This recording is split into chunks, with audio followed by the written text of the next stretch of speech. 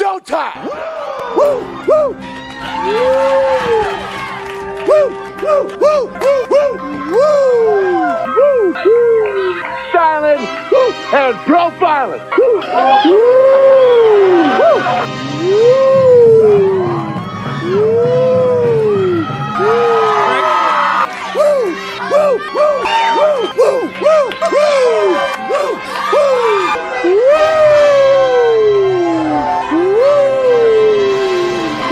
it's live and in color. No!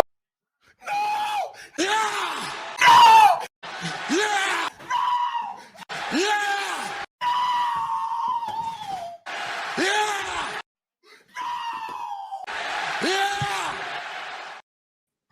Yeah! Welcome to the Mafia Sports Report. I am Tommy. This is brought to you by Buffalo Fanbase, and I am Tommy from Detroit. And next to me is my main man, Mr. Mikey. Mikey, normally my intro is way better, but I am so just caught up in the moment of I just still cannot believe we are here today talking about the Buffalo Bills being AFC East champions 4 straight seasons and going into the playoffs, a number 2 seed, after everything that has happened this year. It is wild. I still cannot get over it.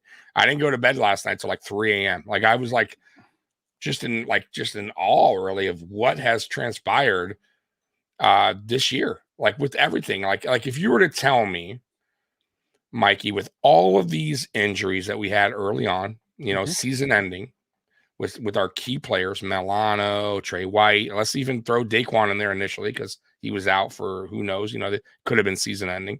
Our OC being fired midway through the season.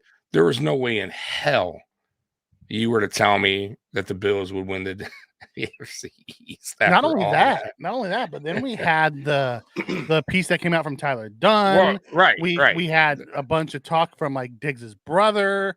Right. Oh yeah. We had epic meltdowns of 12 guys on the field. I mean, we just had random crap in the middle of the season. We were left for dead. I'll tell you, me and you sat on this podcast and talked about it on the show. Yeah. Yeah. The Bills can win the rest of their games or they can lose the rest of their games. I have no idea what's showing up. And we had a really long, strong, legit conversation about Sean McDermott. How did we feel about him? Right. And neither one of us felt super, impressed by him to this point. Yeah. It hasn't changed for me. Right. I'll be perfectly honest. Like, I loved what he did yesterday, and I will give him all the credit he deserves because the dude has put together a magic run over the last 5 weeks. Right. I just hope he takes that same mojo into the playoffs. Absolutely. That's where my concern is. I'm still on the fence with McDermott as well. Like I'm leaning towards more of we probably need a new head coach eventually soon. But it ain't happening, brother. Not after that run. It ain't happening. Right. I know that. And like I said, though, I will be the first to eat crow if McDermott gets his team to a Super Bowl. No doubt about it. I will tell you, he should be the guy for the job. He should stay here in Buffalo. I was wrong, but right now there's just a lot of things that still concern me when it comes to McDermott. However, I also have to give him his credit, like I said last night, for everything that's gone on. Let's just really go back in time, really the last 2 seasons. This team has gone through a lot of stuff, man. From off-field stuff in Buffalo. To the owner's wife having problems with Dawson Knox's brother. Then you go into the season with all this season, with the injuries, you name it, DeMar Hamlin incident, the weather incidents, the weather, it's just a wild year in 2022. And then here we go in 2023 with the Stephon Diggs stuff, right? It didn't start off too pretty either in the offseason. Then we have early injuries once again to some primetime guys. And you got, like you said, the piece coming out, you're firing your OC, the Von Miller situation. There's a lot that's been happening over the course of 2 years. And somehow, some way, McDermott has still found a way to get this team to be a winning ball club, football team, and a playoff team. And that's really what we want, because like we said, from, when we were 6-6, we just got to get in the dance, right? It doesn't matter. At that point, we weren't even thinking AFC East, right? We were just thinking, let's just try to somehow squeeze in there. You're right. Right. So I give him credit. We were coming off horrible losses, terrible. When we had that last one, it was after the Eagles. We're like, what the hell? Oh, dude. When we blew the Eagles game. Yeah. By the way, Jason TD thinks Dolphins are that guy. Let's be real. He plays a character. He's a character because he's phony baloney. Because if you go by and watch what he says last night or how he acted, the world is ending. For the Dolphins, and now he changed his mind. It's funny. No, he says it when he goes on his AFC East roundtable show. Yeah, right. He plays one character. When he's on his show, he gives the truth. He plays a character to hype up his team on the roundtable. That's what he does, and he's talked about it, openly. So he's fake on one show and he's real on the other. Trying to hype up his team. I mean, you can't go support your team with the roundtable. Yeah, you can't. Well, think about it. It's like us going to your shakedown and talking shit about the Bills. But I don't know. I'm pretty real. I keep it pretty honest when it comes to the Buffalo Bills. Yeah, but mind you, I picked the Buffalo Bills to win. No, I get it. Yeah. But I will also be honest. Remember, I have my own show, The Shakedown, and I'm brutally honest when people come after me on some things. But I'm just saying, I still speak the truth as far as I don't change like my thoughts on one show to the other. Like, yes, I'm going to stick up for my team, but I'm also going to be brutally honest as well. Like, but anyways, Roy coming in to think Tommy doubted they could win 5 in a row. Oh, wait. I think that was me. Yeah, Roy. I love Lindsay's comment here. Lindsay, I'm trying. Yep. Sorry, guys. I'm trying to get to him. It says, had McD left one timeout, one timeout before halftime, we would put. Yeah, his timeout usage is still concerning. Oh, it's shaky. Yeah, it's not good. That's one thing he still is just bad at. Spin roundtable so AFC fans could talk smack to each other. Yeah. By the way, that opening is that the one that Mario did from hashtag? It is. I told him I was going to use it. Okay, because that was I saw that on Twitter earlier, and I freaking laughed my ass off. I messaged him. I'm like, bro, I'm going to use that. I'm going to use that tonight. I had to, Hey, but at least I was kind enough to tell him before they hit me with a copyright strike. Right? Triggs, it's one thing to be aggressive in the regular season. It's another thing being aggressive in the postseason.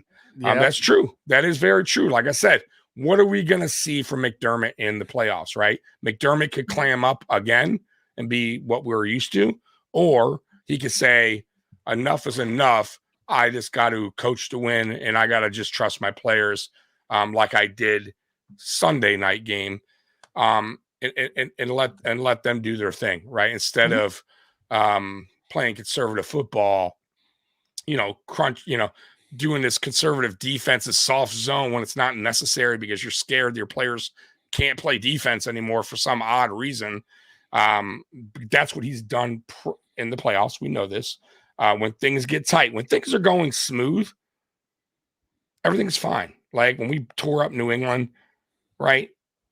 Easy peasy, right? There was a beautiful game plan. McDermott, no problems. But when games get tight, those tight situations, that's when McDermott usually really tenses up, makes some poor decisions. Oh, Jared, what's going on? Jan Sports timeout usage still is trash. I agree. I really enjoy his next one.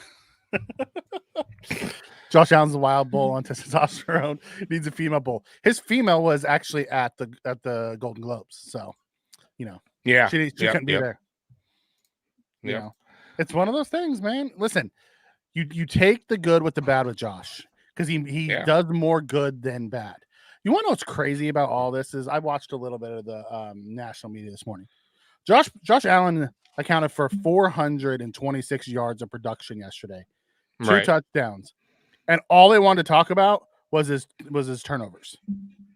Yeah, that's it. No, it's crazy to me. It's like, once again, are you guys only looking at the stats? Or are you paying attention to what is really going on? Why these turnovers are happening? What happened prior to turnover, right? Yeah. What about the James Cook drop pass for a touchdown? You didn't mention that. You only Colin mentioned Cowherd the play, right? mentioned It's crazy. it. You want to know who came Colin's to the most honest. Yeah. I'm gonna tell you, man. Colin, for me, and I know a lot of people are like iffy on him. Yeah. I don't care. I think he, for national media wise, is probably the most honest of them all. Now he goes a little, obviously, a little overboard sometimes, but I feel like he is brutally honest with a lot of sports, and in particular when it comes to this team, Josh Allen, our coaching staff. I agree with him more than probably most. For me, it's Colin and Rich Eisen, but I like the people Rich Eisen. You're right. Yeah, the people that came to Josh's defense was PFF guys who hated Josh forever. Right. They're like, it was the first one was a miscommunication between the two. And does Gabe Davis ever look back at his quarterback ever? No, because they constantly miscommunicate. Gabe Davis never looks at him to find out what's going on. And like in the second one, what's he supposed to do? Throw the ball away and give him the ball at the 40? Right. At least he took a shot. Actually, the guy shouldn't have caught it. He should have dropped it, and he got the ball, way further. So it was actually a punt. Scott coming in, yes. But what about the depth man? Damn, big baller Bean looking damn good. Spectre, Jackson, Hardy paying off, even if it's just for the punt return. Absolutely. But that's really what we got him for initially. But we all saw him as he could also help the offense, which that hasn't come yet. But this is what we initially wanted him for. He's an all-pro punt returner, right? That's what he did in New Orleans. He was the guy. We just were waiting for it, and it was frustrating. It took 18 weeks, right, for him to do something, but it couldn't have come at a better time. And by the way, he got $250,000 for that punt return as a bonus. So he's pretty happy today. I don't know if he's go ahead, Mikey. Jarrett comes in and says Colin made a very good take. Josh makes a lot of huge plays, but he also makes some bad plays too. And listen, you're not going to stop him from doing that. Josh Allen is a guy who has 6 points in his DNA. He always wants it. He's not gonna he's not gonna be the check down Charlie guy. He played smart in the second half and took the throws underneath and did the things that he had to do. But Josh Allen's risk taker. Like we marvel at some of the throws he makes, but then we get mad at some of the other throws he makes. Right. Most of his interceptions that came, like really bad interceptions, came targeting Davis this year. And him and Davis just never seem to be on the same page on that type of stuff. So I mean, look at the turnovers late by both quarterbacks. So not late, but one turned the ball over a little bit early in the game, Josh Allen, and one and Tua turned the ball over in the most critical time of the game, which really is all that counts, right? Because Josh Allen ultimately got us the lead. Right. Yeah. He took us downfield, got us to 21. And the other quarterback on the other side of the field is the one that had an opportunity. And you're telling me, I think it was Colin that said that. If you're telling, or somebody said that today, like Josh Allen, I think it was Colin, like you telling me that Dolphins want to take Josh Allen over him any day. If that was Josh Allen, of course they would take Josh Allen. You know what I mean? Like that would have never probably happened. Giving Josh Allen the ball in that moment. Like Josh is big in those moments. Yep. Roy comes in and says Josh dug our team out of the hole that he dug himself. That's saying that you're putting all the fault on Josh. Yeah. So the first one was a miscommunication between the two. Josh read it one way. Gabe Davis once again read it another way.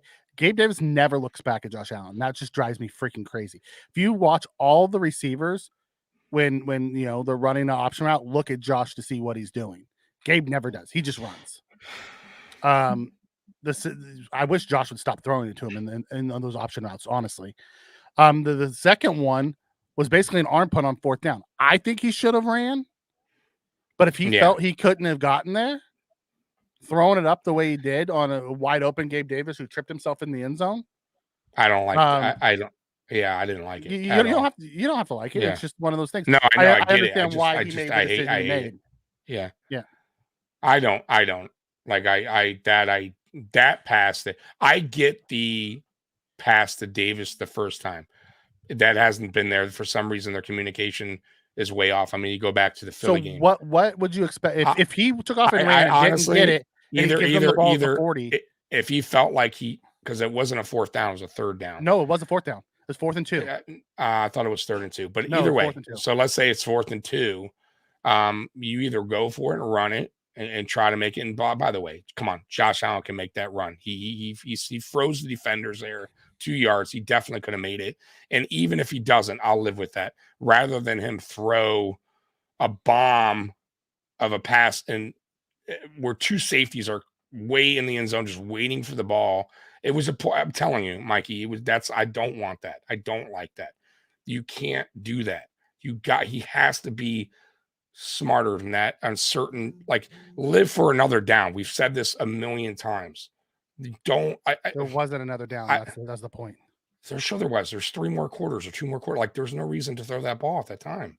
There's absolutely no reason. We differ on this one because that one I didn't have a problem with him throwing that one. I did at all. Yeah, that's fine. I just don't. He's done that multiple times, throwing it up, just praying. Yeah, no, yeah, I get that. But on that 4th down, that in that situation, I didn't have a problem with it because if he felt and he wasn't going to run, there was nobody open short. That actually helped us in the field position game. I get it, but I mean, I'm just saying, going back to that play, he could have ran it, in my opinion. Yeah, and I think he wanted to go for the splash play instead of going for the 2-yard hard pickup, right? That he probably could have got. He's a 6'5". We've seen him bulldoze quarter. Look what he did late in that game on a 3rd and 14. I mean, he got crushed throwing the ball, so the guy must have been closer than we assume he was. Maybe I have to go back and look, but I know he initially froze people.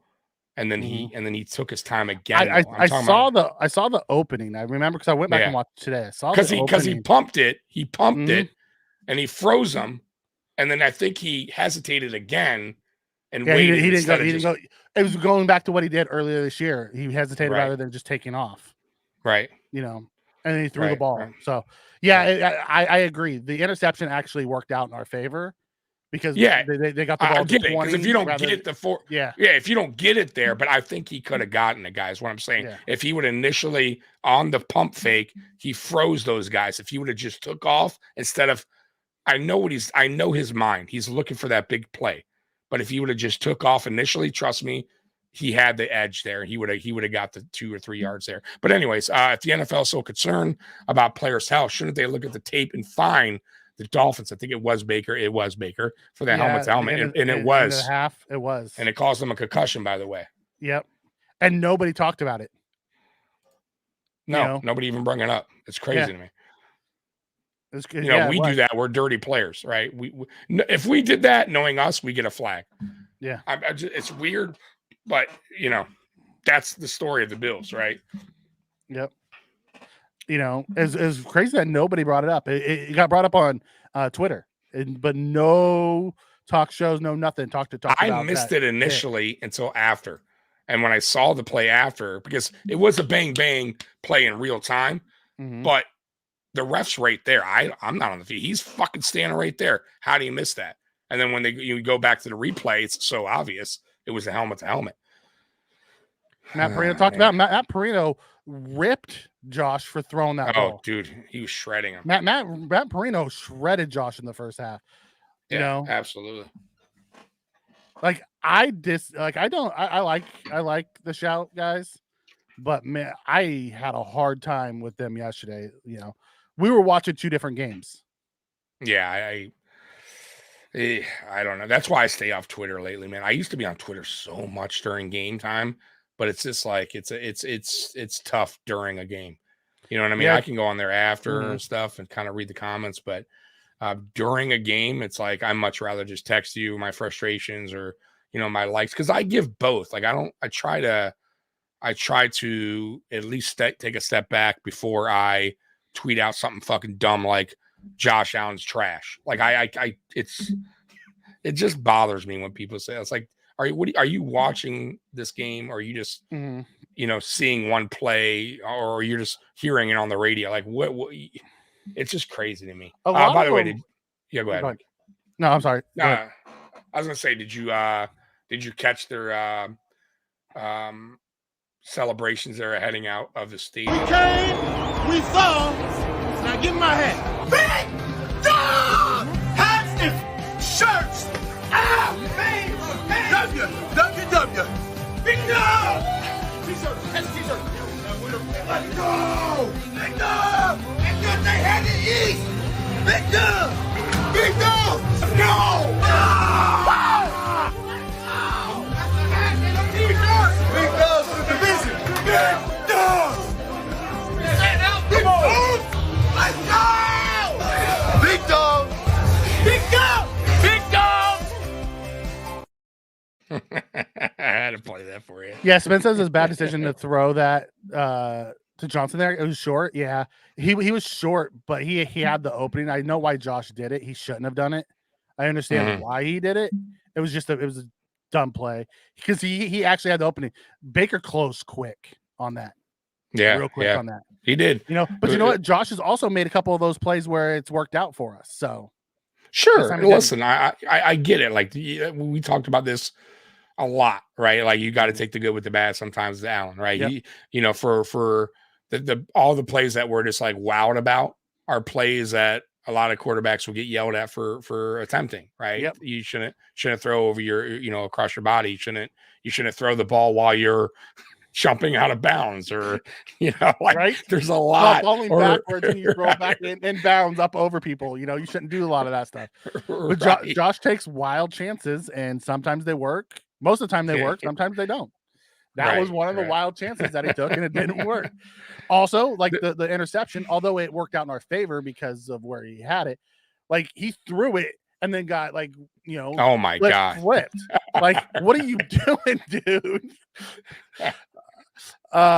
Spen asks if they got the flag for Baker, it would have been 1st and goal at the 1. Do you risk it and go QB sneak, or do you think they kick the field goal?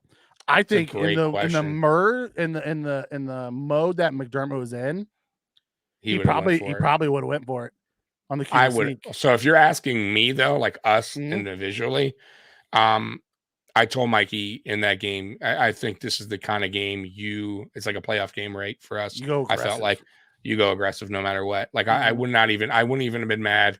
Now I'm sure some fans would have been like, "Oh, fuck it, the 3 points." No, man. Like listen, man, that is a game where everything's on the line.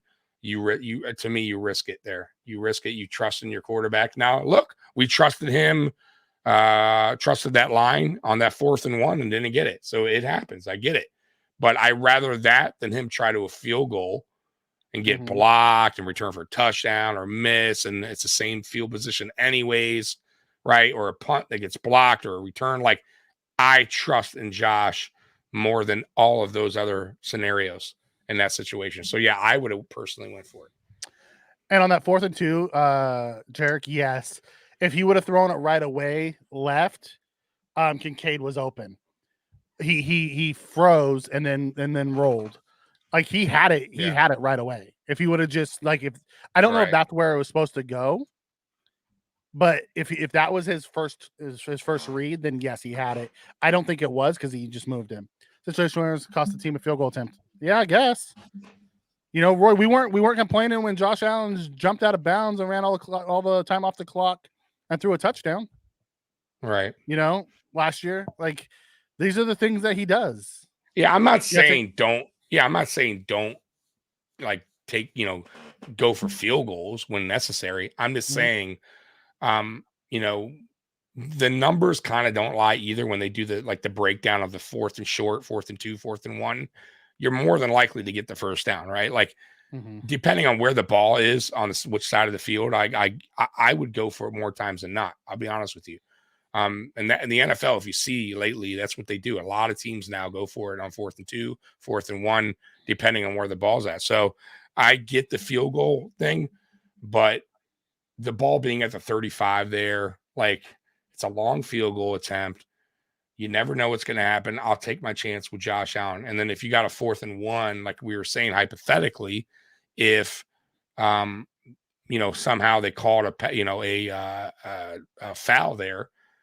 Do we go for it with 1 second? Yeah, I think we do. I think it's that kind of a game where you rather go into halftime 14-14 than 14-10. I mean, that's just how I see it. You got the momentum swing. You drove all the way down there for 1 yard to come up short. I don't know. That's my thinking, but I understand the other. And Carl says, Tommy, you don't trust Tyler Bass. No, I think Tyler Bass would have made the field goal. Absolutely, I do. I just would want me personally. I would have wanted us to go for it, to be aggressive. I said going into this game, be aggressive, and 4th and 1. I don't think they could stop us. They ultimately stopped us at the end, but I also think that was partly because Josh was just dog tired after running. We had the ball 23 of the 30 minutes in the second half. Right. I just think Josh was exhausted by the end of the game when on that 4th and 1, and Fournette didn't do the tush push. No, he did it totally wrong. But I give him a pass there because he is relatively new to this offense. He's still kind of adjusting, and I'm sure they will go over that this week. Normally that's Johnson in the game for that. Correct. Fournette's not in there for that normally. Correct. Yeah. Correct. But Johnson was out, so Fournette was taking that. Or it could have been Gabe Davis. Sometimes he would do that as well. Who was out. Murray also, I believe I've seen Murray do it once before. So Murray was not active. Murray was inactive. The guys who normally are back. You're not going to have James Cook push him. Right? No. James Cook can't push himself a yard. Right? There's somebody. Oh man. By the way, Roy, go ahead. I get what Roy's saying here. He threw the ball into the field of play with no way. That's an oops play. No, he knew what he was doing. He trusted his guy to get in the end zone. And he didn't do it. Should he have made that throw? No. Do I understand? Yeah. Do I understand why he made the throw? Yes. At the end of the day, it was a bad decision that cost us 3 points. Mm-hmm. But I've also seen him make that bad decision and turn it into 7 points. Gilliam was active. He could have also been the guy guy you're right, Jason. Gilliam probably should have been the one back there. Yeah. Or put Knox behind him. Yeah. How would that have been that field goal if we would have chose to go for a field goal there at the end? It would have been like 51 yards, I believe. 53. It was 53. 53. That's what they said on. That's what they said on the thing.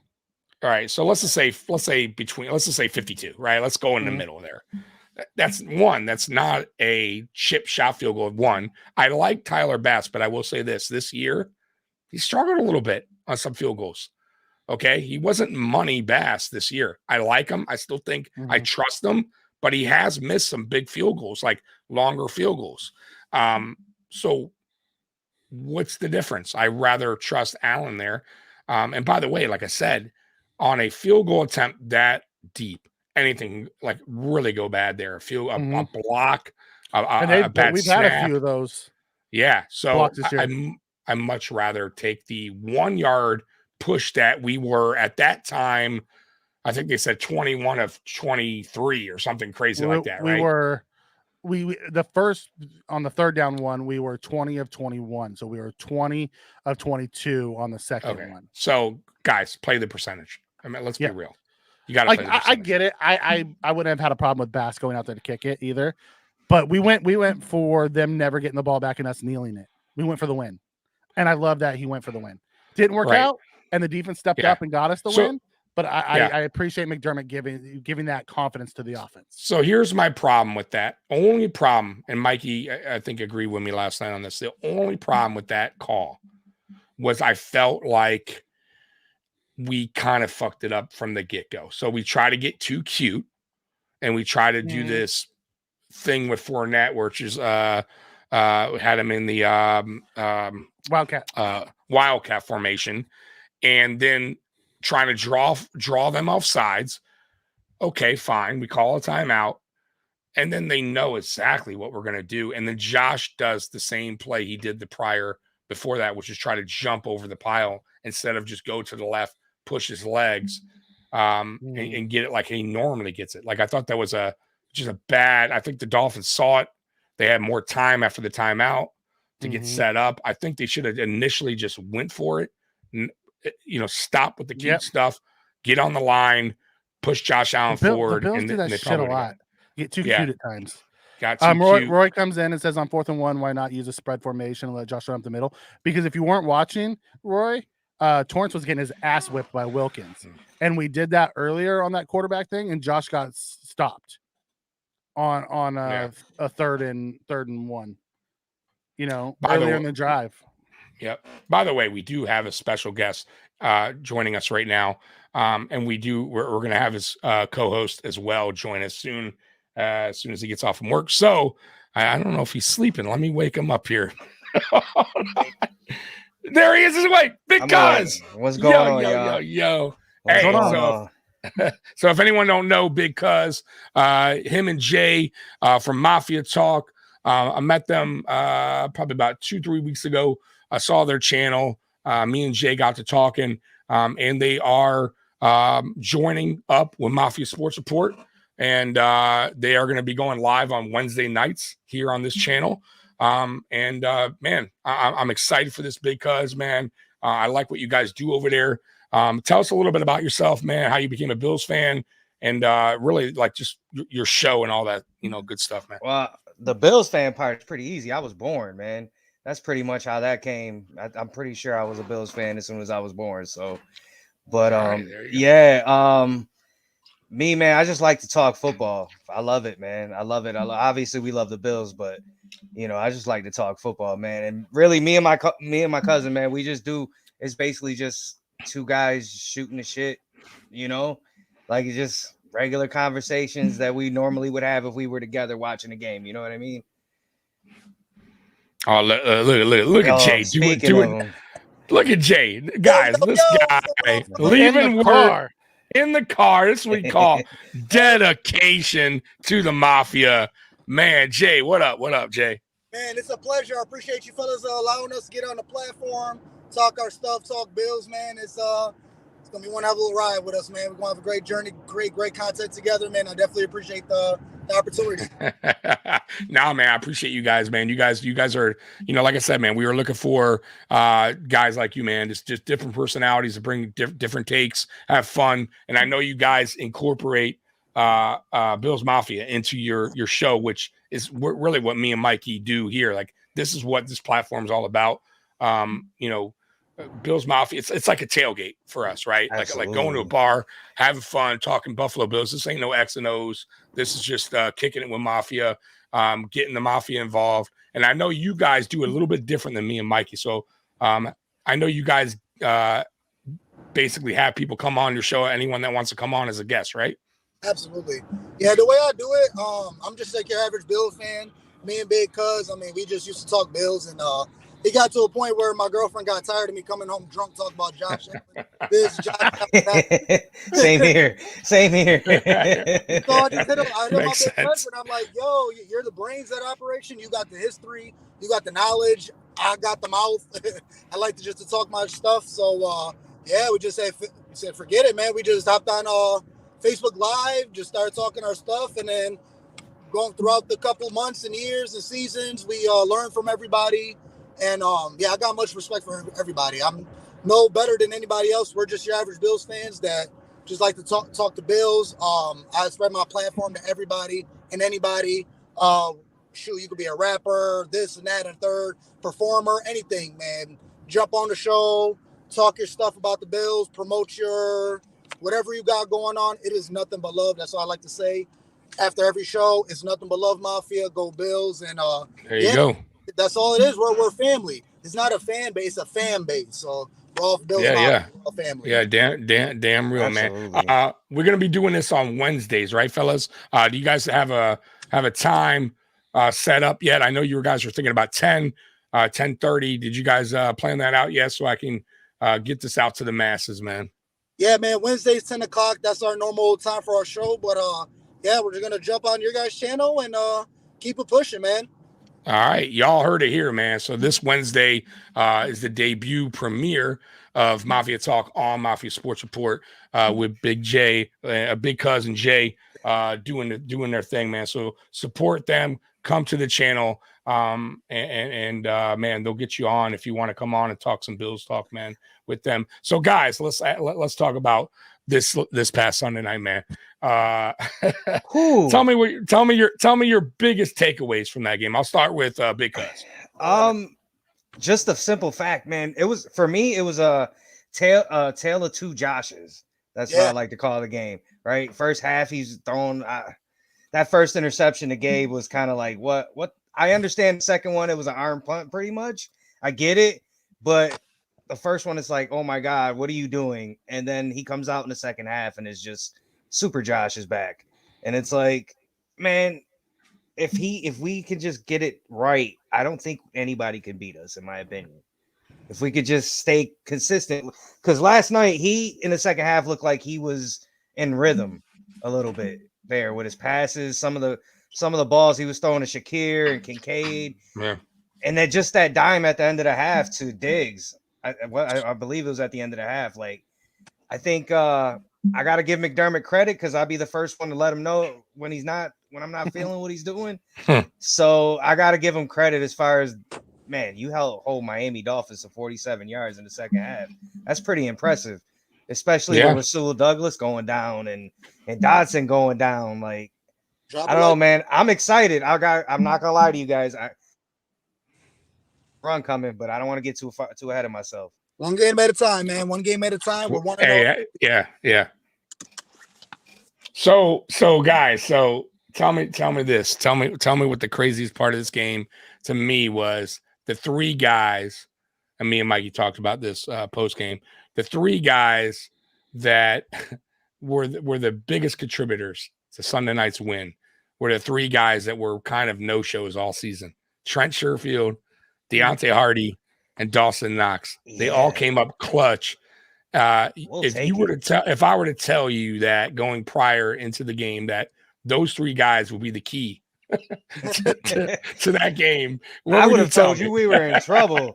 I would have told you we were in trouble, to be perfectly honest with you, man. But it's good to see, right before the playoffs. It's great to see. Damn right, damn real, man.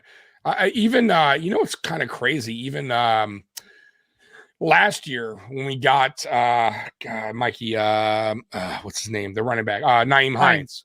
He didn't do really anything, when we first traded for him. And it was that last game against the Patriots where he had his breakout performance. This is kind of wild that certain guys just, at certain games come out, man. And it was great to see from Deontay. It was great to see from Trent Sherfield because that was a tough catch, man. That thing was high in the air. He had to pay attention, tippy toe, and maintain the ball all the way down to the ground without moving. Because if that ball moves or anything, no catch. So, and that ball pretty high in the air for you. It was high. And keep your feet in and catch that ball. It was phenomenal. But like you just said it, all three of those guys, I mean, you just said it yourself, coming into the game, if you're saying those were going to be like the players of the game, I would have like, wow, did Diggs go down? Where's Kincaid? And where's these other guys? But another huge shout out I want to send out to was number 74, who stepped in for Deion Dawkins, man. He stepped in. Vandermark, yes. Huge. And another one, Baylor Spector. When Dodson, yes, absolutely. That is the definition of the Bills. We bend, we don't break, and it's the next man up. And throughout seasons, it's always been like that. We'll lose a major player, and the next man step up. Like last year when Trey White first came out, we got Dane Jackson that stepped up, and now this year we got Douglas is playing phenomenal. The greatest trade deadline pickup. I can't remember another trade deadline pickup that's had this much impact. I heard someone talking about it. I mean, it goes back to the 90s Bills. When they got Bennett. That's a good one. I mean, he didn't do anything that first year, but he ended up being, James Lofton, I believe we traded for, and he was a big key. But he wasn't a in-season trade. But for somebody to get picked up in-season trade, you're right. Yeah, I can't think of the last one either. Picked up by the Bills and have an immediate impact the way Douglas have. I don't know, man. No doubt. Plus. It was Buffalo Plus that I heard it on. They were talking about it. Mike Catalana and them. You might be right because he goes back, he goes all the way back to there for in-season trades that actually worked out. But even then, he didn't do much that first year. It was after when he really took off. But yeah, it was Douglas stepped in and provided that CB1 we didn't have. Yeah, that we needed badly. absolutely. I agree. Especially with Trey White going down. Mhm. I'm just dreaming of, man, could you imagine what the defense would look like if we had a healthy Trey White on the other side? Oh, What Oh, version? dude. man, with Pre-injury Douglas, or this year? and White. Oh my goodness. Well, you have to go back and you have to look. When you say healthy Trey White, was it this year's healthy Trey White Even or I pre-injury? think he before he got injured, I think he was finally starting to get back Yeah. to his maybe not all pro form, but Mhm. I feel like he was getting back to that. Okay, I can do this. I think he was getting his confidence back Oh Yeah. yeah. before he got hurt. Yeah. That's what I saw. I thought he had his confidence back. The only thing I would say about Trey was I thought he lost a little step. Yeah. Where because Trey's always been the type of defender where he's not the fastest, but Technique. he gets technique and he gets back on. He makes a play on the ball a lot of the times, right? That's what he does best. And when he lost that step a little bit, it kind of messed that up a little bit. But I still felt like he was our best defender, like our best DB at the time. Obviously, Benford's still Solid. getting better, right? As the season yeah. goes on, you can see the growth in Benford as the his second year now. He's just getting better and better and better. He's adapting, and it helped that he had Trey, he has Rasul now, and obviously the guys in the back there helping him out with Micah and Jordan. But when he went down, man, we needed listen, I like Dane Jackson. That's another guy that came in last night. I thought did a pretty good job. Yeah. He for a guy that hasn't played in a little while, he stepped in a big moment in a big game, and he did pretty damn good. But if we're going to be real, we need Russell Douglas in the playoffs. Like, Absolutely. I like Dane, but Dan can't hold that spot. I think we can get away with it this weekend, though. Yeah. Oh yeah, absolutely. This weekend's different. I agree with you on that one. I think if we can, what we came down to Rasul is that Douglas or Dane Jackson was playing so good. Rasul Douglas was ready to get back in the game, but Dane Jackson was already playing great. So the coaches came up to him like, "Hey, you can sit it out. Dane Jackson is doing his thing out there. Get a little bit more rest and let's close this game out." Yeah. I mean, for me, obviously we need him, right? But for this weekend, if his injury is, we play you, you get hurt, you're done for the rest of the playoffs, or we rest you and you get healthier for the second round. I don't want to look too far ahead, guys, but I don't know. It's tough, man. It's tough. They have Deontay Johnson, Deontay and Pickens over. Yeah, they do. But they also got a quarterback. He's Mason playing Rudolph. better. Who's chucking the ball down the field. He's chucking the ball down the field, but he also hasn't gone against a defense quite like ours. I'll tell you what, guys. If Monday morning we lost this game because Mason Rudolph beat us, I don't have a hat on right now, but I gotta tip my at that point. OTJ Watt. Yeah, I would be highly disappointed if that was the reason why we lost the game because of fucking Mason fucking Rudolph. Okay, I don't care how good he's been playing. Tough against. For some reason, even though they're a lesser team, the Bills kind of struggled throughout with the Steelers. I mean, the one time we thought we was gonna wipe them, we were Super Bowl favorites for that home opening, and they came to park took us to the shed. Tough game. Yeah, I'll tell you why. They took us to the shed in the preseason this year. I love that McDermott brought that point up too, just to let the guys know, like, hey, these guys kicked our ass last time we seen them. You can't overlook any team, especially in the playoffs. I get it, but here's listen. We match up very well against that team. I feel like we have better players on both sides of the ball, in my opinion. But here's the big question: coaching. It's going to boil down to coaching, right? You got a Hall of Fame coach on the other side. Mikey T, man. Right. And you got a McDermott who is and has been wishy-washy in the playoffs, right? Who gets out coached by better coaches, right? That's been his motto. This is a true test of going against a coach that is a future Hall of Fame coach. Can McDermott adjust? Because I'm going to tell you right now, they're going to adjust on defense. They're going to bring it. and McDermott's going to have to adjust as well. He's going to have to adjust on defense as well. He's going against a very smart coaching staff. Been there, done that. Yeah. And yeah, they're a hard-nosed team, man. They are very like similar being to how nasty. they're similar to us. They put their hard hats on, they play fucking football. The cold don't mean shit to them.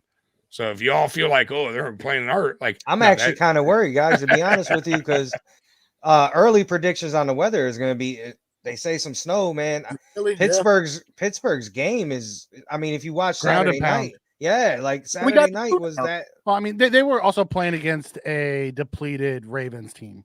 Yeah, but you know, like Right. you guys were saying, the Steelers are hard nosed. That they've always been a run the ball down your throat, and then we're gonna hit you with Right.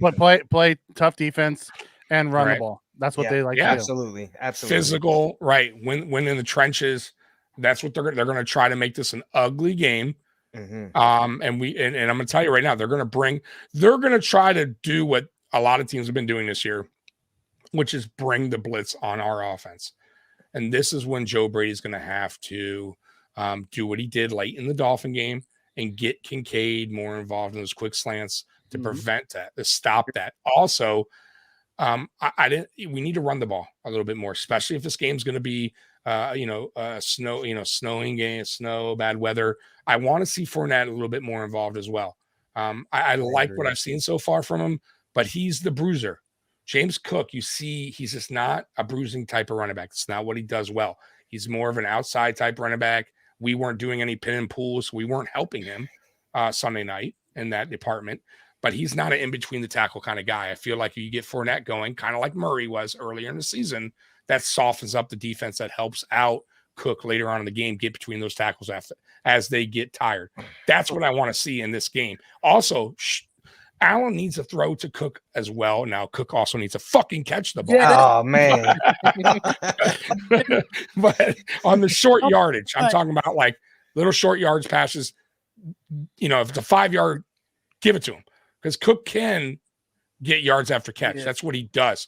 But my God, he has to start, man, those easy catches that he's dropping. Oh, that touchdown pass was beautiful. He's looking like a vintage Austin Knox, where you're going to catch those big, tough catches, but it's those easy ones that you're dropping. And that's the main reason why we got a James Cook is to catch the ball out the backfield and get those yak yards. Now, how many times do you drop an open pass to where it becomes a problem, where we don't trust you in the pass game anymore? I mean, you're dropping passes in games where we kind of already got the game set, but it's going to be a time where we're down a touchdown or 2 points, and James Cook is going to drop a crucial pass, and what are we going to do with it? Because he is our number one back. Yeah, we don't have any other, other than Ty Johnson, but he's dealing with a concussion now. So I don't know, man. We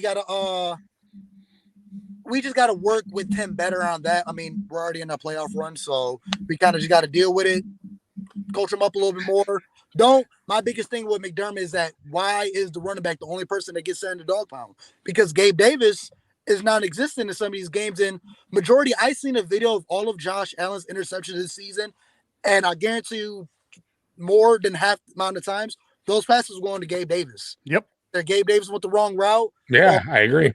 Or whatever, but He's Or not he gives up, looking at Josh. or he gives up on a play. He gives up a lot. Yeah. A lot of these plays, he doesn't fight for it. At least fight for the fucking ball. I mean, he's agree. giving you a 50-50 ball, and Yeah, you're just the size. standing there. It's crazy. Gabe can block Beth, but so can Sherfield. I thought Sherfield played well. yeah. I thought our offense ran better once Gabe Dude. left the game. I agree. I didn't want to say it, but I actually agreed with you on that one. I didn't want to say it, but I So, agree. quick question: if Gabe doesn't play next week, what is the receiver lineup? Are we eligible to won't. bring up Shorter He's not. just to get his legs wet, or do we can't- just take he one less? can't. Shorter's Shorter done. was shut down. Yeah, Okay. Shorter was shut Yeah. down. He's outside of his window. Okay. We can bring Isabella up off the Yeah. practice squad. I don't know Um, about him. Yep, he'll be which- 53 officially, yeah. though. But it's playoffs now, so we can just constantly. Oh, bring that's them up. right. Yeah, it's right. Yeah. It's playoffs. So we right? can bring It up doesn't two. matter So anymore. it would be Fournette and Isabella will probably be the two that comes up. Gabe's not playing this week. He has a sprained PCL. That's anywhere from 1 to 3 weeks. right. you know, And when he comes back in 3 weeks, chances are he's not going to be 100%. He's going to be wearing knee brace, and he already struggles with route running. Now you're going to have a brace on it. It's going to be worse. yeah, to me, you trust Shakir, Mikey. To me, you Yeah. go with Shakir. He's the guy that he's the guy that has stepped up in the biggest moments when his number's been called. Oh yeah. Like and Josh is starting to get that trust, right? He's starting to really trust the Shakir on some of these big throws. Because if you look at it like last week on that crucial third down, Shakir was there, man. Josh backpedaling, it was a hell of a throw, but if Shakir doesn't read that with him, it's not happening, right? So Shakir is just, man, the yards after catch too, super impressive. He doesn't look super fast, but he is. For me, he's like gliding, and he's just like, it looks like the guy's gonna get him, and he just goes right past him. It's like a color beast. That's literally his role. I feel like he just gets down the field a lot more than what Beasley used to, but he pretty much took over that role, and I definitely see him getting a lot more. But I love the way the Bills run their offense. They definitely spread the ball out to everybody, and I'm happy to see that Gabe Stephon Diggs got a substantial amount of catches. 8 catches for about 80 yards? 7 for 87 yesterday. Yeah, And we missed him on the big one. Oh, can we hit one of those guys? We will. Hit one of them? We will. Yeah. The week before, Josh was underthrowing the guys. This week, he's overthrown. Next week, he's gonna be on point. I'd rather overthrow it than underthrow it, but yeah. Oh, but he cooked Ramsey on that play. Oh, he always cooks. Oh, he had him on skates. He had him on skates. Actually, on that play, if you look, he throws it too much on a line. The next one that he hits Davis on or Diggs on with the deep one, he puts air under it. Yeah. He just didn't put enough air under the ball to get it out there. Correct. Yeah. That's all it was. He just he got a little anxious, I think, too. Sometimes a little anxious. He couldn't believe how open he was, and he he overshot him. Yeah, Steph always cooks Jalen Ramsey when we play all them. The time. Always. Oh yeah, dude. He's a hell of a route runner. Lindsay says it snows one thing, but it's supposed to be windy too. Yeah, that's what I heard. That's going to be rough because the wind is what really messes with. Now that though, it will be, but I will say then that does fall into the Bills' favor because Mason Rudolph's not. Listen, he is who he is. He doesn't have the arms. He doesn't have an arm like Allen can. So. Definitely advantage if it's a windy game to Allen if we're passing the ball there. But yeah, somebody made a point. Ty Johnson, he also got that concussion. He may not play either. So probably Murray, Fournette, and Cook. Correct, which is fine. Murray's not bad. Murray and he got push, and he got some rest. So. Why don't they put Dawson Knox back there for the tush because last year he pushed Josh too soon before we had the ball and he fumbled it in the end zone against the Vikings. Yep. So Josh couldn't scoop it back up, so they removed him from doing that. Fair enough. Ooh. Correct.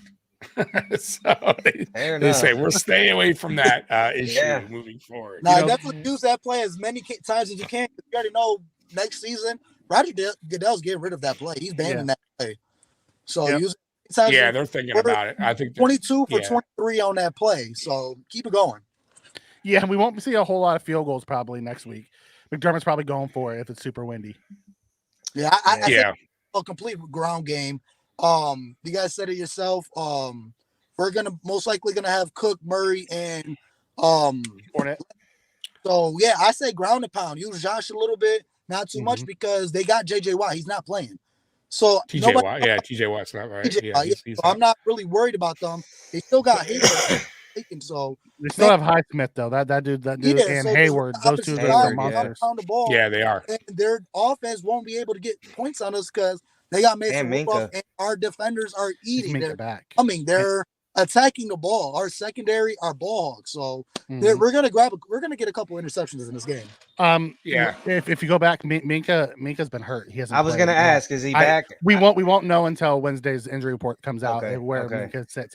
But where you attack them right now is over the middle. They have backup linebackers going right now, and they're rotating their linebackers. They have a guy on first and second for rundowns, and they bring another guy in for pass downs. So they're constantly rotating. So you attack the middle because they have Patrick Peterson playing one of the safeties right now. I seen and that. He just transitioned in season, right?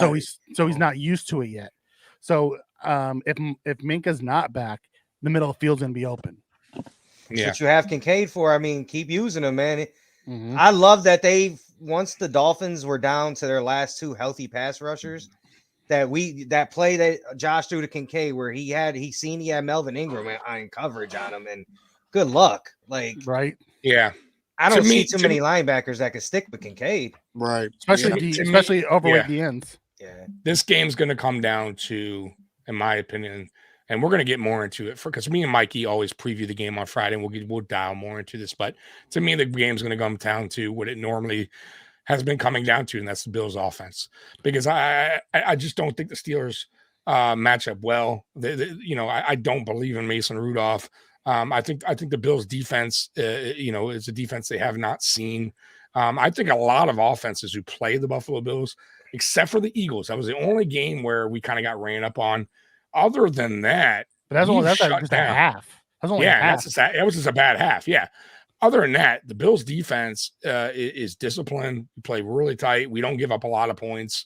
So I just cannot vision Pittsburgh just, getting this high output of score, points. But if our offense struggles, then yeah, this could come down to a field goal or something like that, which is crazy to me. But I don't see that happening. I think this will be a low scoring game. Yeah. I just don't see the Pittsburgh Steelers getting enough points, right? And like I won't trust. I actually disagree with that. I actually think it comes down to our run defense.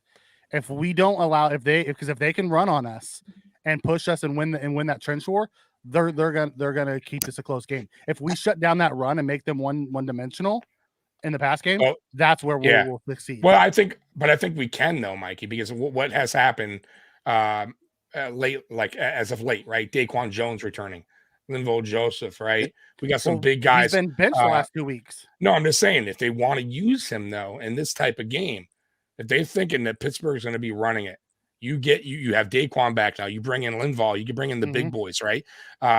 Jordan Phillips, by the way, won't be. I don't think he'll be back this week, but he probably will be back maybe the following week if we move on, which I believe we will. But listen, I feel like for the most part, the Bills' run defense has been pretty solid this year. It hasn't been great, but I felt like, even in the Dolphin game, it started off a little bad, and then they adjusted and they stopped that shit. And then look what the Dolphins' offense did the whole second half. Nothing, right? They started off with the run.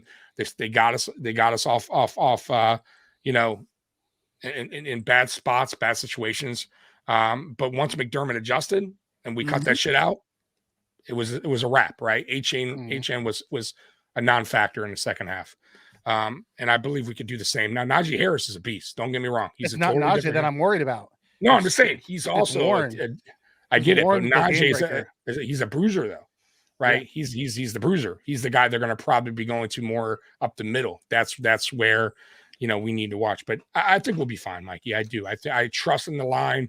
Our Ed Oliver has played excellent this year. Daquan Jones, I still don't think Daquan's like totally back, but man, he's playing really good football.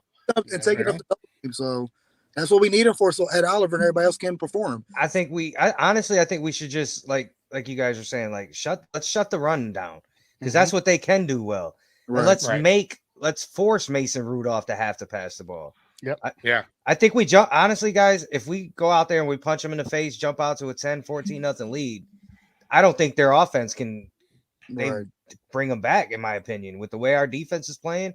So, I mean, we'd have to have an epic meltdown, meltdown for the Pittsburgh to go into Buffalo with that kind of conditions and beat us in the air. I'm just saying now, Mikey's right. Now they could beat us on the run and really catch us off guard, but I can't see, I can see maybe early on Pittsburgh maybe getting it going early on. And I could see Buffalo adjusting, slowing it down, stopping it, and then leaving it in Rudolph's hands that's where the Bills will thrive. Because I think the Bills will, because listen, Rudolph's still, and he's not that experienced, right? He's been in the league a while, but he hasn't had that many starts. I think I think McDermott will throw some different looks at him, get some pressure going on him. He'll make some mistakes, especially in that kind of a bad weather game. So that's how I see. But we're going to get through that. Now you guys are going to be going over that on Wednesday, right? A little bit more in depth in that game. Okay. Absolutely. Awesome, man. Mikey, anything else, man? Anything else? No. First off, welcome, fellas. We Happy to have appreciate you it. here. Here. If you guys ever need a a guest, just hit us up. We're happy to jump on. I love talking the Bills, so Me too. I love Me talking the Bills. too. Me and Tommy started this I started in it as a chat. Like we have our chat Yep. that goes on. I started in the chat. Went on and did a draft thing with hashtag sports, and then they hooked me up with Tommy, and we started on their channel, and then moved over here. So same thing, just finding some outlets. That's all we wanted. Yep. Absolutely. So, guys, everyone in the chat, every Wednesday night moving forward, starting this Wednesday, Mafia Talk will be live at 10 p.m. Eastern, talking Buffalo Bills football, getting the Mafia involved. If you, like I said, man, if you guys want to jump on and be a guest and just talk some Bills football, they're more than welcome to send you a link, and you can come on and join them and talk Bills football. I'm excited to have them on. Man, it's just different. Like I said, man, we want to have this channel with a bunch of different personalities, with different views, different takes. And I'm excited for this venture, man, with you guys. So I'm glad you guys are coming aboard, man. Now, like I said, I'm a reiterate. And it's Yeah, don't invite me. Don't invite me because I Call will me talk too much. You'll never get a word in. But no, man, it's a pleasure, man. Like I said, we all Bills fan. We all love the Buffalo Bills, and we like to talk about the Bills. For anybody and everybody, please reach me on Facebook, Twitter. Twitter is Mafia Talk Bills. Facebook is just Julian Cologne or Mafia Talk with the little semicolon ABFP. It's just a Bills fan podcast. Please reach out. I do a segment where I interview the Bills fan, and we just talk our stuff. I ask you a bunch of questions: your favorite Bills game, the worst Bills game, a Mafia moment, something crazy you did at a Bills game or at a Bills event. So I like to make fun of it. And then Wednesdays 10 o'clock we're live on now we're live on the Mafia Sports Report on YouTube, and then Facebook and Twitter as well, and Mafia Talk. So yeah, man, please join the chat. We like to have fun. We have a couple of drinks, crack a beer, and we just have fun, man. We talk about the Bills. We do post game, pre game, and then yeah, man. All right, Yeah, man. big And by the game, way, Tommy. too, chat. They also are going to be posting videos on their own channel and shorts. So Mafia Talk is their handle. Matter of fact, I'm going to be adding that channel to my channel, so you'll be able to see everyone that's in the family, all their channels, their links in that area. So if you want to go over there, obviously you want to subscribe because they'll be posting videos and shorts on their channel as well. So yeah, Mikey, anything else, guys, before we get out of here? Please go over, subscribe, show these guys some love. We'll have some fun. Let's go. Go All right, Bills, man. Hey, Go Bills. Mafia. Yeah, go Bills. Appreciate you guys, man. We Hey, really no do. problem. Hey, stick around real quick, guys, before I let you out of here. All right, Bills Mafia, we love you, and as always, go Bills. We're out of here. Peace. Go Bills.